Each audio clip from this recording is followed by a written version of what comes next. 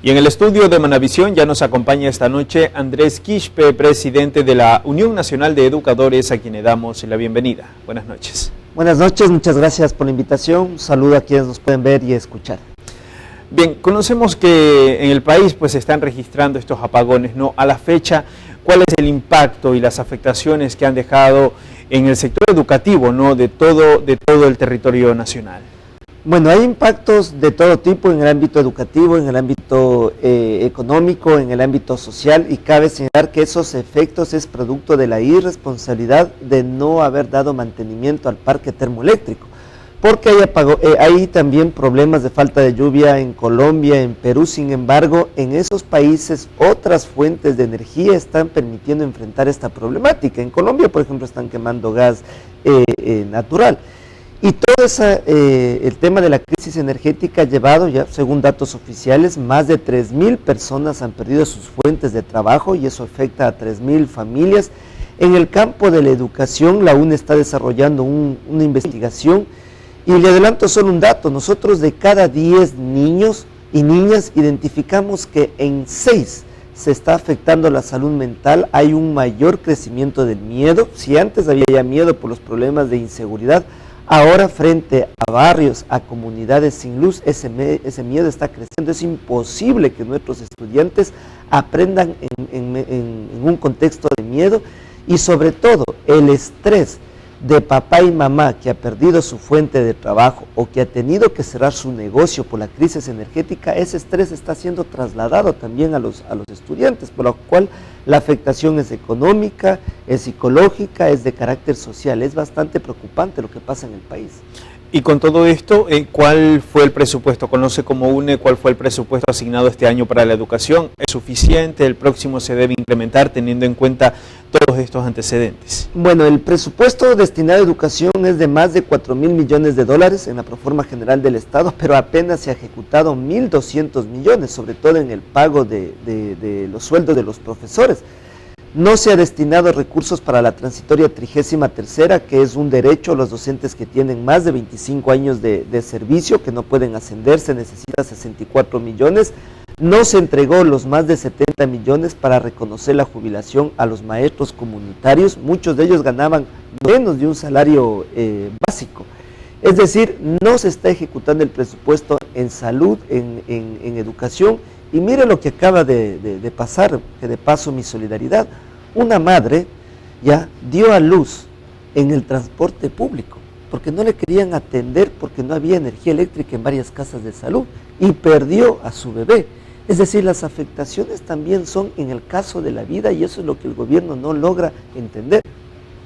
Con todo esto, hablaba un poco sobre la no ejecución presupuestaria, ¿no? De 4.000 millones, se han ejecutado más de 1.000. Esto quizás tiene que ver con que en ciertos planteles, por ejemplo, no han entregado uniformes, textos, incluso tampoco llega la colación. Sí, es falta de voluntad política para atender a la educación, porque sí hay voluntad política para gastarse más de 12 millones en la imagen del presidente, en los TikTok, en todo lo que significa su campaña anticipada. Pero varios textos escolares hoy tienen que descargarse en PDF de las plataformas del ministerio. Si no hay luz, ¿cómo se están descargando? No se dice nada del bachillerato nocturno, que no ha podido regresar a actividades, y peor del bachillerato acelerado. La única visión que existe es en cambiar la jornada de ingreso o de salida, sobre todo en parte del sistema educativo, o de haber desarrollado una guía, pero no se entiende que la educación es un derecho como tal, y ese derecho necesita de inversión económica. Ante esta situación, veíamos hace poco que muchos jóvenes profesionales también han decidido irse del país y buscar mejores oportunidades laborales, ¿no? Porque acá supuestamente no hay, sin embargo el gobierno asegura que sí. ¿Cómo toman ustedes aquello, como Unión Nacional de Educadores, todo esto, ¿no? Esta fuga de cerebros que se le llama? Precisamente es una preocupación, porque como maestros, maestras, preparamos a esos cerebros, desarrollamos procesos de enseñanza y aprendizaje, y es preocupante que el país no les pueda dotar de fuentes de trabajo, precisamente en el ámbito de la economía, en el ámbito de la investigación. Y claro, muchos de nuestros jóvenes están saliendo por pasos ilegales, porque varios de ellos tuvieron que acabar la universidad en instituciones particulares y están endeudados con la banca. Entonces tienen que pagar los préstamos que lograron desarrollar para adquirir su carrera. En ese contexto lo que se necesita es precisamente que el gobierno invierte en generar fuentes de trabajo. Eso se lo puede hacer a través de generar microcréditos a través de la banca pública.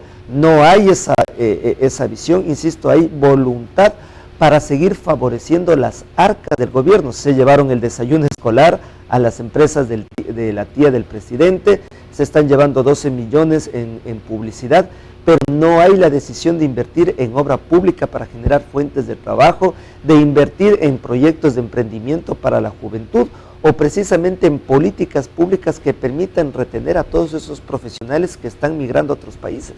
En otro tema, conocemos que usted también es aspirante a la Asamblea Nacional. Como candidato, aspirante, ¿cómo toma el anuncio también del aspirante presidencial Pedro Granja, quien hace poco dijo que no puede hacer campaña electoral debido a las amenazas que ha recibido? Es preocupante y es triste que un candidato a la presidencia tenga que retirarse porque su vida está en riesgo. No hay ninguna justificación, expresamos nuestra solidaridad desde la Unidad Popular y precisamente todos esos contextos de falta de trabajo, de inseguridad, de falta de medicinas en los hospitales, me llevó a tomar la decisión de ser candidato a la Asamblea Nacional por parte de la lista 2 de Unidad Popular, con quien comparto esta responsabilidad en el caso de la provincia con la maestra Mary Zamora y el compañero Andrés Vélez, quienes son candidatos en los distintos distritos. Y queremos ir a la Asamblea a trabajar. Mire usted, hay asambleístas que solo levantan la mano para elevar el IVA, archivaron la ley de aguas y dicen que en el país hay que enfrentar la desnutrición infantil, evitaron que el banco del BIE sea un banco abierto para generar créditos a bajas tasas de interés. Con Mary Zamora, con Andrés Vélez, queremos ir a la Asamblea para presentar proyectos de ley, por ejemplo, que la Internet sea un derecho social, es decir, gratuito. Eso están debatiendo los países desarrollados. Aquí seguimos debatiendo cómo privatizar CNT. Queremos entregar nombramientos definitivos a todos los servidores públicos a través de un proyecto de ley, que ya lo hicimos en el magisterio, que está en la transitoria 10ª de la LOI. Eso es generar fuentes de trabajo y estabilidad. Queremos presentar un proyecto de ley en materia económica para a través de la banca pública generar estos proyectos, estos microcréditos, donde el único requisito sea presentar la cédula de identidad.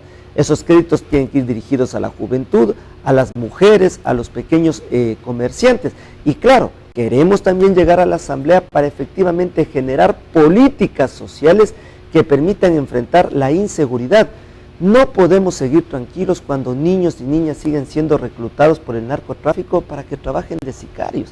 Hay que hacer un plan de reinserción escolar. Le quiero dar una premisa. Mire, el día de hoy entregamos a la Embajada de China un pedido de reunión de trabajo para presentar una propuesta, para canjear la deuda externa que tenemos en ese país por un plan de reinserción escolar. Eso lo debería estar haciendo el gobierno, pero como no tienen capacidad de preocuparse por los ecuatorianos, hombres y mujeres, desde la UNE Nacional le vamos a dar haciendo la tarea al presidente y ojalá nos apoye. Ahora, algo importante también, aprovechando su presencia acá, veíamos hace poco que en Guayaquil, esta mañana hubo una manifestación justamente de prestadores externos del IES, porque obviamente el IES no les ha cancelado. Aquí en Puerto Viejo ocurrió lo mismo, un centro médico ya cerró sus puertas porque asegura que el IES adeuda cerca de 17 meses de servicio, ¿no? ¿Cómo ve esta situación? Porque mensualmente a los afiliados se les descuenta un valor, pero el dinero no está en el IES. Es preocupante lo que está pasando en el país y todos los proveedores del Estado y todas las instituciones del Ecuador como tal. Mire, a las maestras del MIES les deben más de 4 meses de sueldo. ¿Cómo están viviendo esas familias en plena crisis energética? Lo mismo pasa con varios proveedores. ¿Cómo están sosteniendo a sus familias las personas que trabajan en esas empresas? El IES es una institución solvente, lo que le está ahogando es la deuda que los gobiernos de turno han adquirido con el IES. Son más de 4.000 millones de dólares que ingresan al IES porque quienes aportamos al IES lo hacemos cada mes. El problema es que esos recursos están siendo mal utilizados, se ha constituido en una caja chica de los gobiernos de turno. No hay medicinas en los hospitales del IES, tenemos que comprar hasta las gasas. Hay mora en el pago del tema hay un estancamiento en el pago y se cae en la mora patronal, por lo cual junto al gobierno de Jorge Escala, que es nuestro candidato a la presidencia por la lista 2 y los candidatos a la Asamblea de Unidad Popular, vamos precisamente a fiscalizar y a devolverle el Instituto Ecuatoriano de Seguridad Social a quienes son los dueños, los trabajadores, hombres y mujeres, para que lo administren y enfrentar esa crisis. Perfecto, muchísimas gracias por acompañarnos en este pequeño espacio y abordar estos temas de interés para todos los ecuatorianos que nos ven a esta hora. Gracias a ustedes. Listo, muy amable. Es Andrés Quispe, presidente de la Unión Nacional de Educadores y también aspirante a la Asamblea Nacional. Vamos a una pequeña pausa, pero ya venimos con más.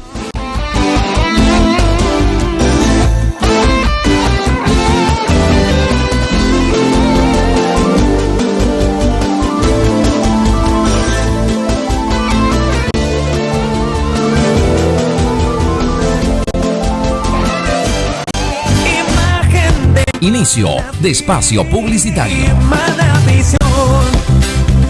Somos Manapitas y vivimos lo que usted pide.